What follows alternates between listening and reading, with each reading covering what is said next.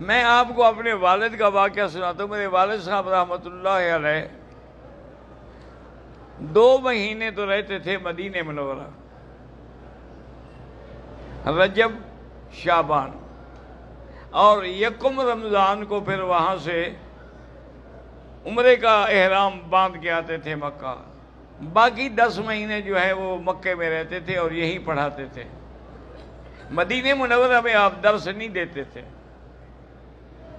کئی دفعہ ان کو علماء نے کہا کہ حضرت یہاں آتے ہیں آپ 2 مہینے، بڑا ٹائم ہے، لوگ فائدہ اٹھائیں، پر میں ابھی یہ ایسا مقام ہے کہ یہاں درس دیتے ہوئے مجھے ڈر لگتا ہے کہ حضور کی آواز سے بھی آواز اونچی نہ ہو جائے تو کہیں میری آواز اونچی ہو جائے۔ میں یہاں درس لینے تو آتا ہوں، دینے نہیں آتا۔ اور ہمیشہ ریاض الجنہ میں استوانہ سیدہ عائشہ صدیقہ رضی اللہ تعالی عنہا کے ساتھ بیٹھتے تھے۔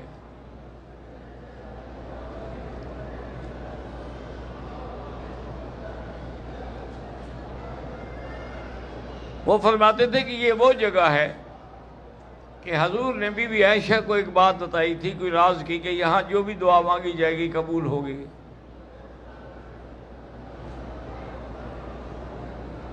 اس لیے آپ وہاں بیٹھتے تھے۔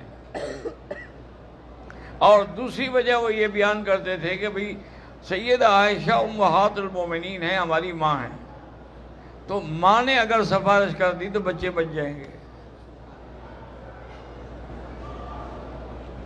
فرماتے ہیں کہ ایک دن میں بیٹھا ہوا تھا کہ میری نظر جو تھی وہ یکدم گھٹنے، تکلیف تھی ان کو پہلے سے لیکن نظر بحال تھی۔ آج یہ ہوا کہ نظر ختم ہو گئی۔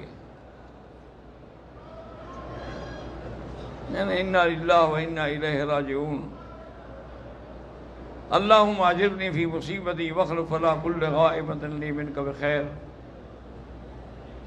میرے ساتھ ایک آدمی دوست ہوتے تھے، وہ بیٹھے ہوئے تھے، ہم نے نماز وہیں پڑھی۔ اس کو میں نے کہا کہ بیٹا میری نظر ختم ہو گئی ہے، اب مجھے خود پکڑ کے لے جاؤ اور آگے سے گزریں گے صلاۃ والسلام پڑھتے ہوئے، پھر مجھے باب النساء جو ہے وہاں ایک حارث ہیں، غلام حیدر ان کا نام ہے، وہ ہمارے علاقے کے ہیں، مجھے اسی کے پاس پہنچا دو۔ انہوں نے کہا جی ٹھیک ہے۔ والد صاحب فرماتے ہیں کہ میں نے جب صلاۃ والسلام پڑھ لی ہے، دعا میں میری چیخ نکل گئی اور میں نے کہا یا اللہ، میں نے تیرے نبی کی 80 سال حدیث پڑھائی ہے، اب آخری عمر میں اندھا بھی ہو گیا۔ لوگ یہی کہیں گے وہابی تھا نا، اندھا ہو گیا۔ بہرحال میں روتا ہوا باہر آیا۔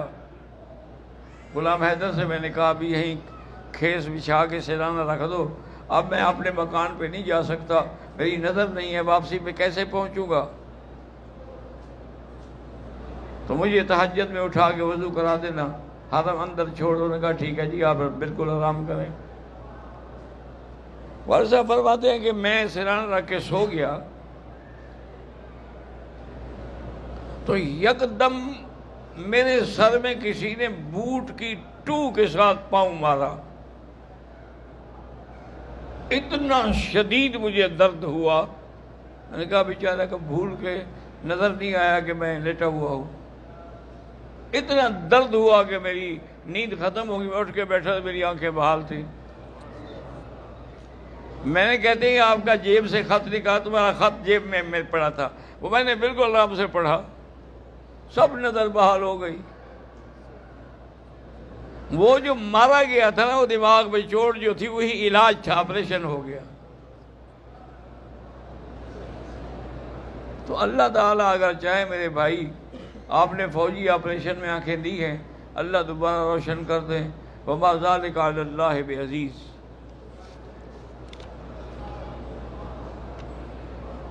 میں بکھر سے آیا ہوں، میری ہمشیرہ کو کینسر ہے، اللہ شفا عطا فرمائے۔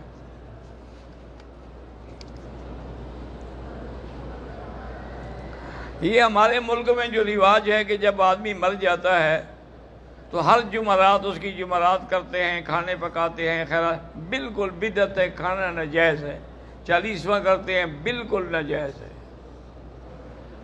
آپ کو اتنی بڑی محبت ہے نا، سارا مہینہ خیرات کرتے رہو۔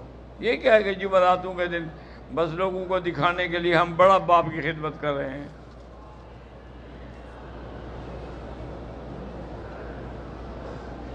محمد اظہار بھوپال سے آیا ہوں، میری اولاد نہیں ہے۔